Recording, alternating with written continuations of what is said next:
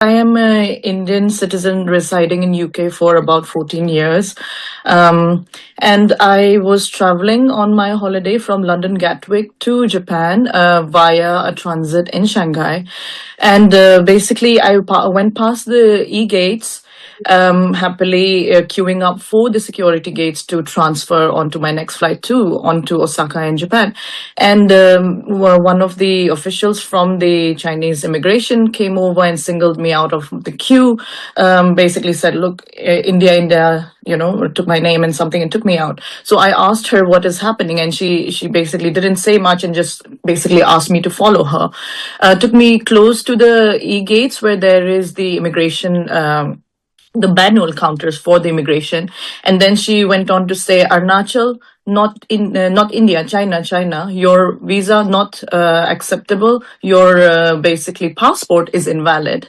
Very confusing moment, obviously, because never heard of that before. We obviously are a proud Indian citizens, all residents of Arunachal Pradesh. And basically, she wouldn't give me an explanation. She wouldn't let me go back into the queue. Said you cannot board the plane. Then other officials came. So actually, I probably interacted with around 10 other immigration officers. So another lady came, took me to another part of the airport. And in fact, when I tried to question them and ask them what was the issue, they said Arunachal is not part of India very clearly. And they said, "You should apply," and started mocking and laughing and saying things like, "You should apply for Chinese passport. You're Chinese, you're not Indian." Some mockery around there. Then basically, they took me to the transfer desk of China Eastern, which is next to an immigration desk. And they would just keep basically sending me from one desk to the other. So if I ask the Chinese airline, they tell me to go to the immigration tells me to go to them. And they basically didn't give me a straight answer. I said, "Where is the law? What rights have you got to hold me back here?"